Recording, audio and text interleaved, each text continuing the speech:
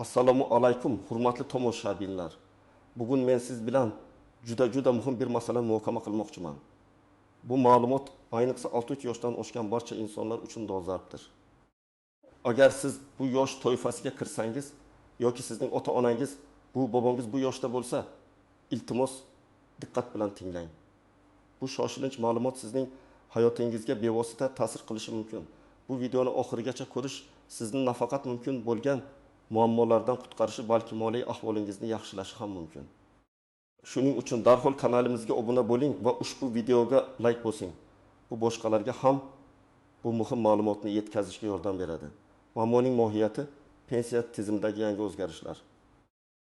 Aziz do'stlar, ko'pchiligimiz pensiya tizimi yil sayin o'zgarib borayotganini sezmoqdamiz. Avvallari pensiya olish jarayoni ancha sodda edi, desak mubolag'a bo'lmaydi. Odamlar o'z ish daftarlarini va pasportlarini taqdim etishardi.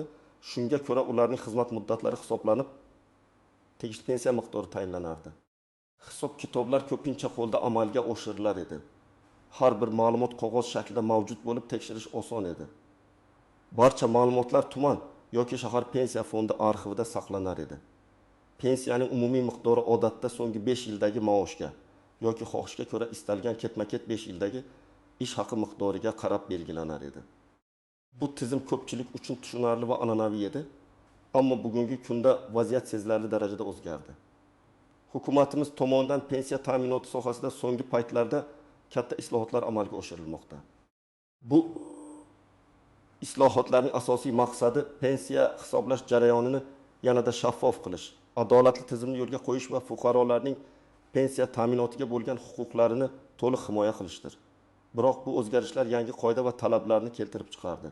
Bugungi kunda sizning pensiyangizni hisoblashda nafaqat ish staji va ish haqi miqdori, balki boshqa ko'plab omillar ham inobatga olinmoqda. Eng muhimi, mavjud ma'lumotlarni raqamlashtirish jarayoni jadal ketmoqda. Ko'plab ma'lumotlar elektron bazaga o'tkazilgan, ammo barcha ma'lumotlar ham bu tizimga to'liq kiritilgan deb bo'lmaydi. Aynan shu holat ko'plab muammolarni keltirib chiqarmoqda. Raqamlashtirish bilan birga yangi koeffitsiyentlar, indeksatsiyalar va hatto pensiyani qayta hisoblash bo'yicha turli mexanizmlar joriy etildi. Bu sizning pensiya miqdoriga bevosita ta'sir qiluvchi murakkab jarayon bo'lib, unga diqqat bilan yondashishni talab etadi. Bu nimalarni anglatadi? Demak, sizning avvalgi pensiya miqdoringiz yangi qoidalar bo'yicha qayta ko'rib chiqilishi mumkin.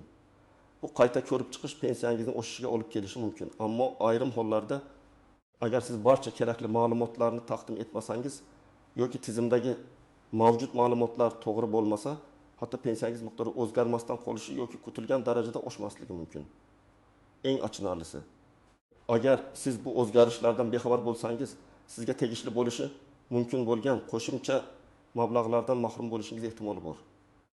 Aynan shu sababli 6 yoshdan oshgan har bir kishi o'z pensiya ma'lumotlarini tekshirishi va yangi qoidalarga muvofiq qayta hisoblanishini ta'minlashi juda muhimdir.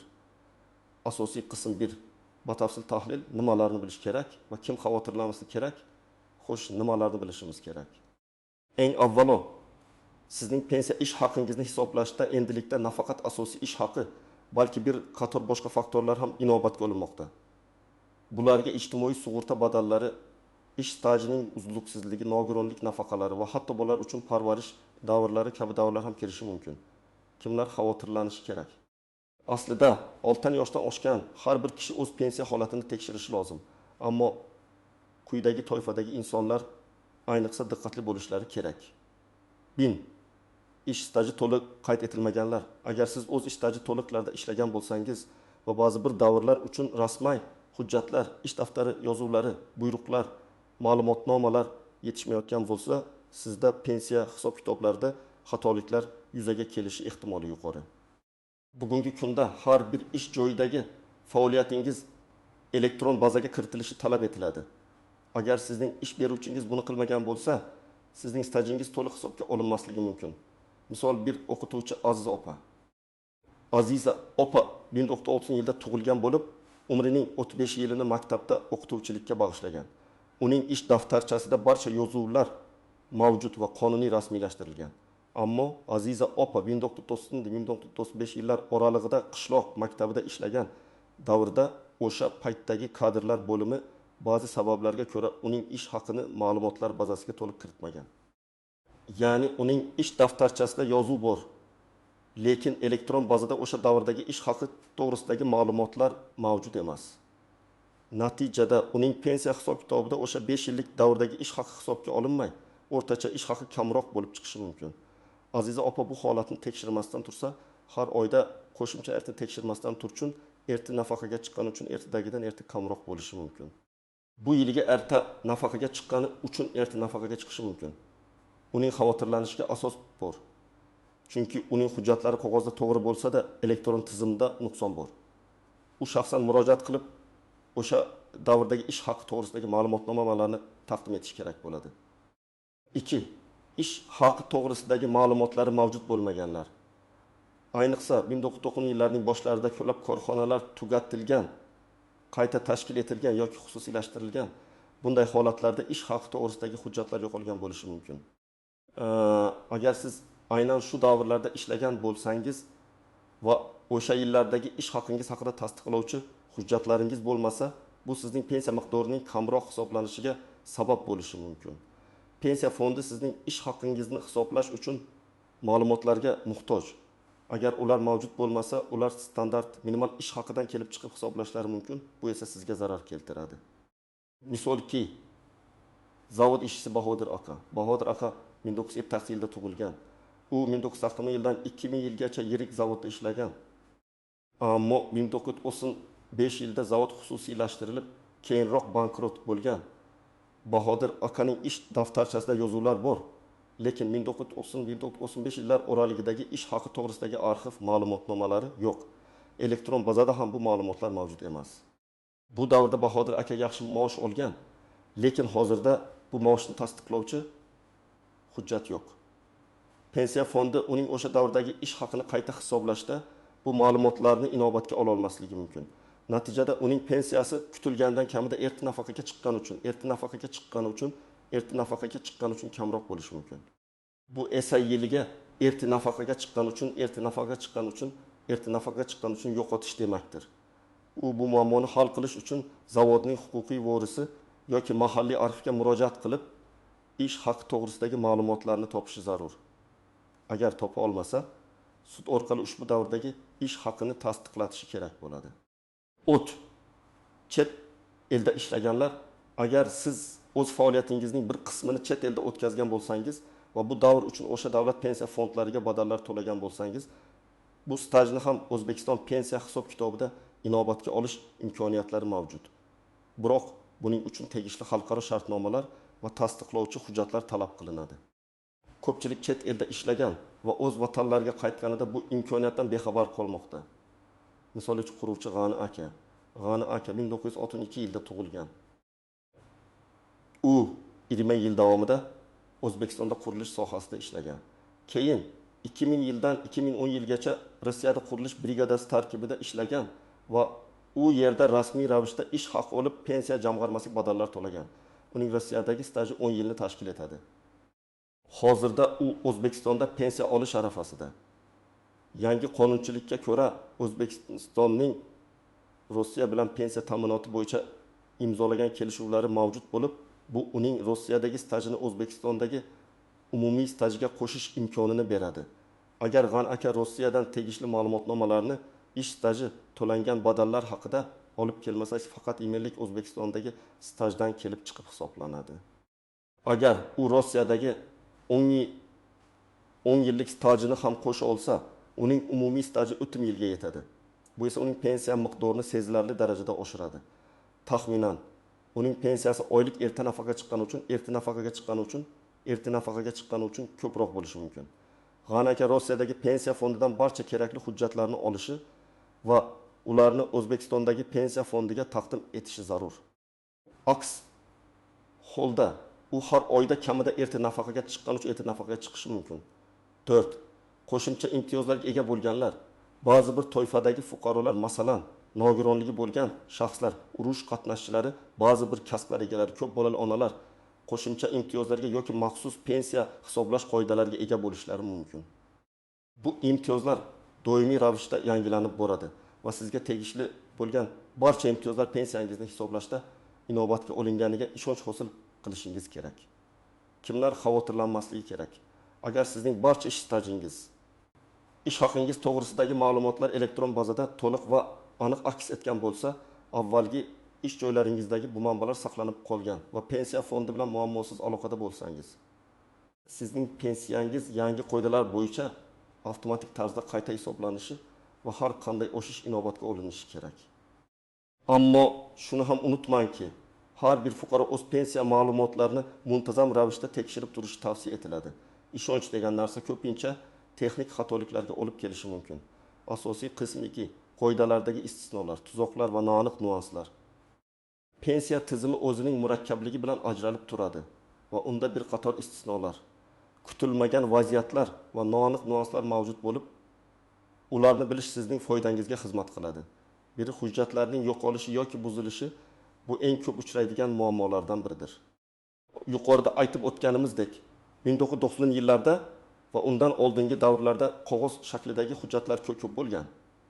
Agar sizning ish daftaringiz, diplomlaringiz yoki boshqa muhim hujjatlaringiz yo'qolib qolgan bo'lsa yoki ular yaroqsiz holga kelgan bo'lsa, sizda katta muammolar paydo bo'lishi mumkin.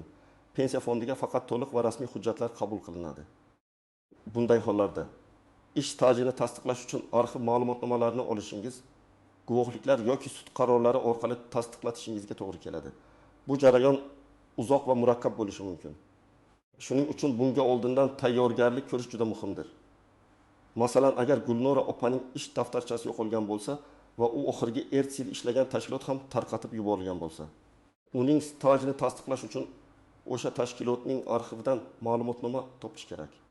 Agar bu ham imkonsiz bo'lsa, u bilan birga ishlagan kamida 2 kishining guvohligi asosida stajini sud orqali tasdiqlash mumkin. Bu esa pensiya rasmiylashtirish muddatini arz oygacha kechiktirishi mumkin. 2. Qayta hisoblashdagi xatolar. Pensiya fondi xodimlari ham inson, ular ham xato qilishlari mumkin. Sizning pensiyangiz qayta hisoblanganda hisoblashda xatoliklar yuzaga kelishi ehtimoli bor. Ko'pincha avtomatlashtirilgan tizimlar ham ma'lumotlarni noto'g'ri o'qishi yoki noto'g'ri koeffitsiyentlarni qo'llashi mumkin. Shuning uchun sizga berilgan pensiya miqdorining to'g'riligini o'zingiz tekshirishingiz juda muhimdir. Agar sizda shubha tug'ilsa, pensiya fondiga murojaat qilib, hisoblash jarayonining batafsil tushuntirilishini talab qilishga haqlisiz. Bunday tekshiruv ba'zan sizga yiliga millionlab so'm qo'shimcha mablag'ni olib kelishi mumkin.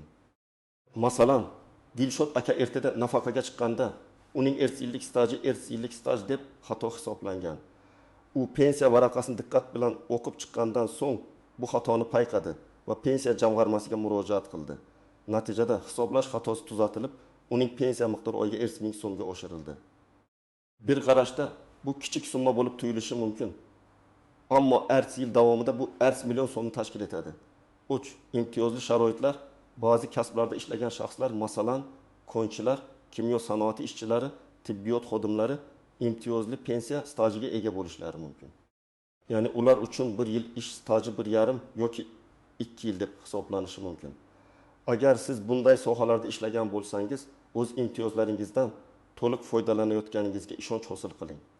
Aks holda sizning umumiy stajingiz kamroq hisoblanib, pensiyangiz kamayishi mumkin. Masalan, Shafoat opaning eri arz yil umrini tibbiyot sohasida rentgen bo'limida ishlagan. Uning xotini arz yil avval vafot etgan. Erining pensiyasini qayta hisoblashda ushbu imtiyozli staj inobatga olinmagani aniqladi. Ma'lumotnomalar taqdim etilgach, erining pensiyasi oyiga 1000 so'mga oshirildi va Shafoat opa nafaqani qayta hisoblash bo'yicha pulni qabul qildi. 4. Raqamli savodxonlikning yo'qligi. Bugungi kunda ko'plab pensiya xizmatlari onlayn tarzda, ya'ni internet orqali amalga oshirilmoqda.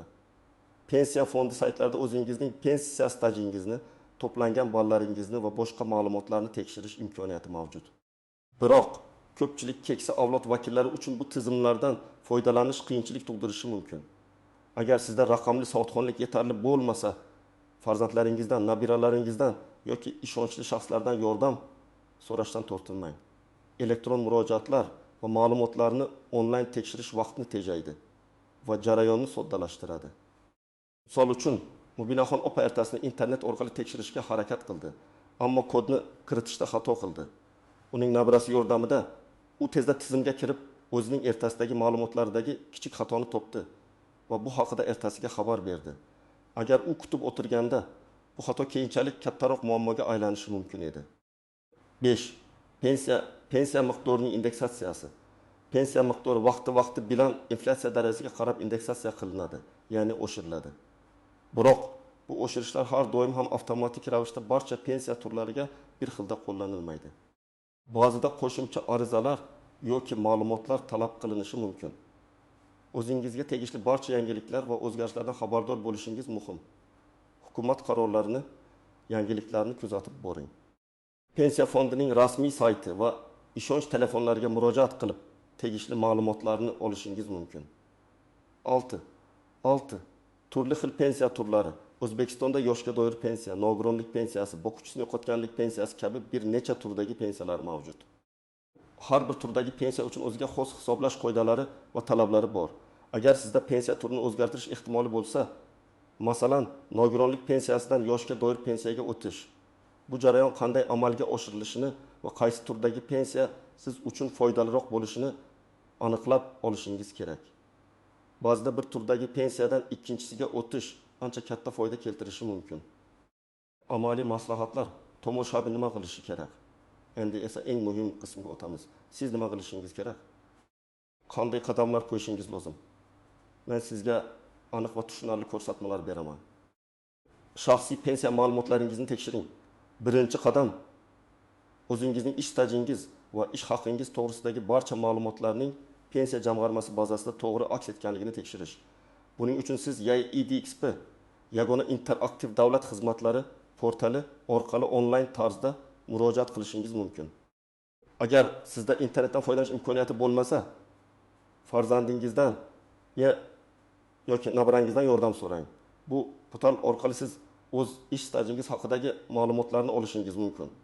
Shuningdek, siz o'zingizning mahalliy pensiya jamg'armasi bo'limiga shaxsan borishingiz va ma'lumotlaringizni tekshirishni so'rashingiz mumkin.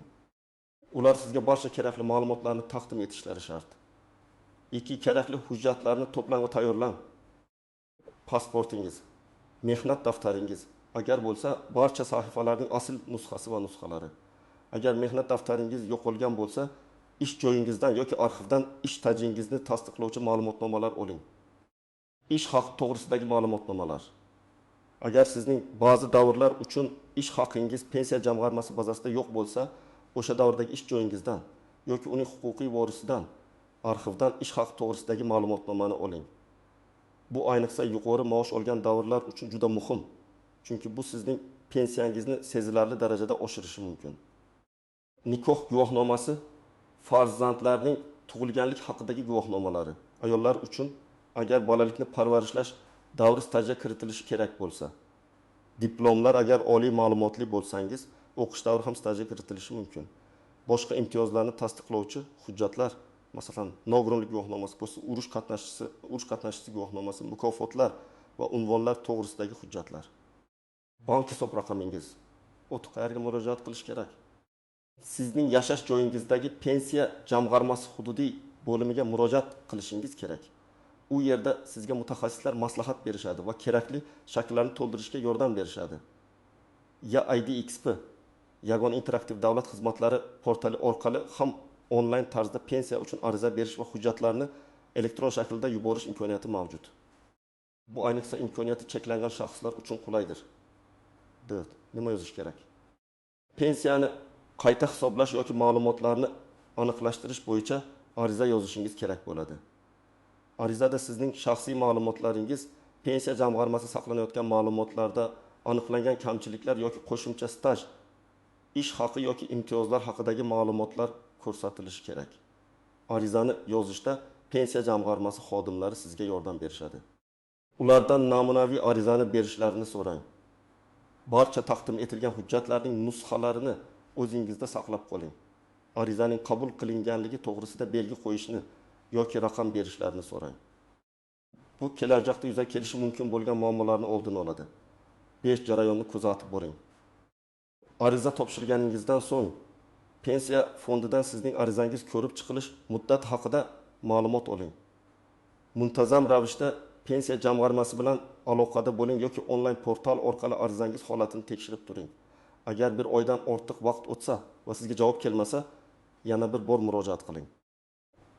Xulosa va yakuniy chorlov aziz do'stlar, bugun men sizga pensiya tizimidagi muhim o'zgarishlar va ularning sizning hayotingizga ta'siri haqida batafsil ma'lumot berishga harakat qildim.